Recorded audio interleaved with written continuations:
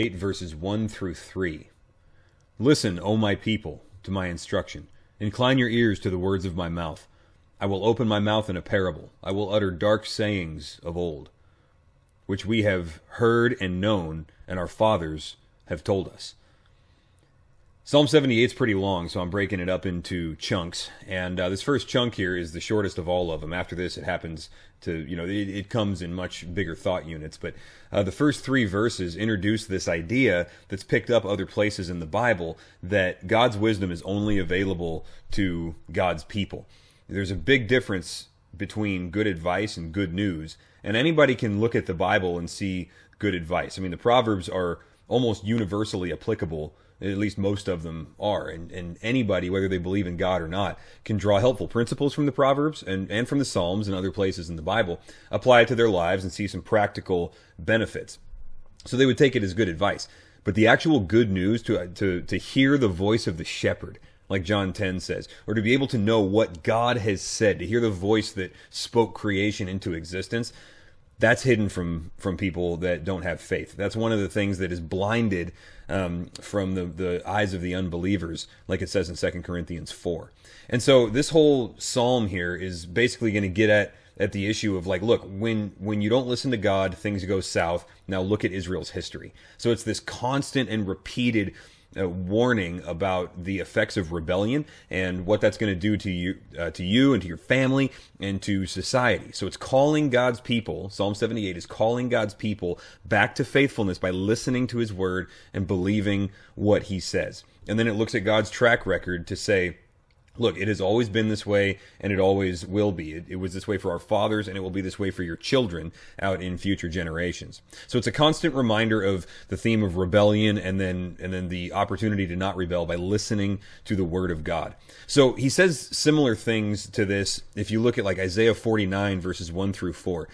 Isaiah says, "Hear this, all peoples. Give ear, all inhabitants of the world, both low and high, rich and poor together. My mouth will speak wisdom, and the meditations of my heart will be understanding. I will incline my ear to a proverb. I will express my riddle on the harp." So we've got proverbs, we've got riddles, we've got guys needing to incline their ear, we've got God speaking through song and through poetry and art, rather than through these straightforward statements. And the question pops up with verses like this: why does God speak in such a way as to hide what he's saying from some people? Wouldn't he want everybody to hear what he's saying? Well, in fact, as we get to know God a little bit better, we see that not always. Sometimes he speaks in ways specifically so that only some people understand it. Let me read you something that Jesus says in Matthew 13. Matthew 13 is kind of this rapid fire,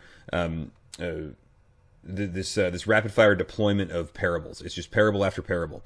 And in verse 34, it says, "All these things Jesus spoke to the crowds in parables, and he did not speak to them without a parable.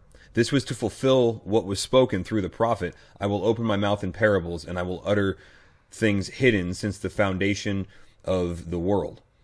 So Jesus spoke in parables specifically so that some people wouldn't get it. If you look earlier in Matthew 13, it says this: "The disciples came to him and said to him, 'Why do you speak in these parables?' And Jesus answered them, 'To you it has been granted to know the mysteries of the kingdom of heaven, but to them it has not been granted. For whoever has, to him more shall be given, and he will have an abundance. But whoever does not have, even what he does have, shall be taken away from him. Therefore I speak to them in parables, because while seeing they do not see, and while hearing they do not hear, nor do they understand.'"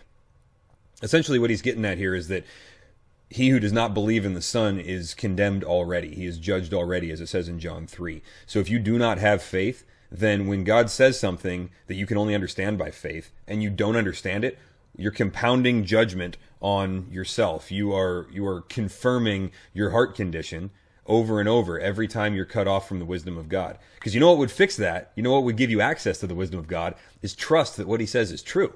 That's like the precondition that he has for hearing his voice. Sometimes in life we hear, I mean, you're probably, driving to work on a Monday right now. Sometimes you feel far from God and it seems hard to trust. And you'll notice a correlation here. When it seems hard to trust God, it also seems hard to understand the Bible and to have a vibrant prayer life. There's something about hearing him and engaging with him, and it is inextricably linked to our trust in him. And when one struggles, so does the other. And that's part of that downward drag on our soul that Christians experience sometimes. But the only time we ever get to experience hearing the word of God at all is when we approach him with trust, with faith. You see, faith is the basis of our relationship with God. And so through faith, because of the faith that is in us, Jesus being the author of it and so on, it has been granted to you to hear what he is saying. So the Monday morning gospel this week is simple. It has been granted to you to hear the word of God.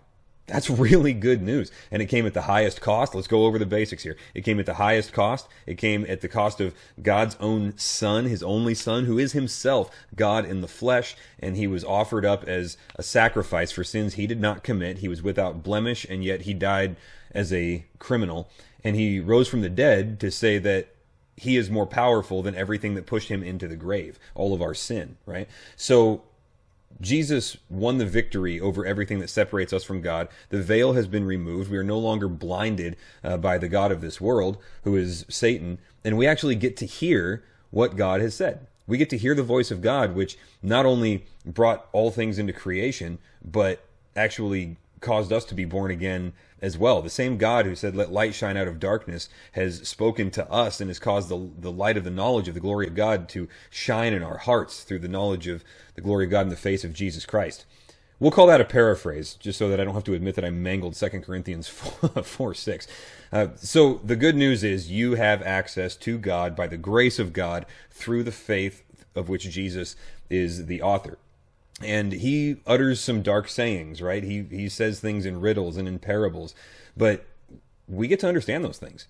Not always the first time we hear it, right? Sometimes we got to study, we got to put in some elbow grease, but we do get to understand and have a conversation with and respond to God through the work of Christ. So today, tell him thanks. Tell him thanks for the gospel. Tell him thanks for, like Hebrews 4 says, letting you boldly approach the throne of grace, because without his work, that would not be happening at all. And now his dark sayings are no longer dark to us. Psalm 139 says, "Even the darkness is not dark to you. You see clearly." And he shares that gift with us when we read his word.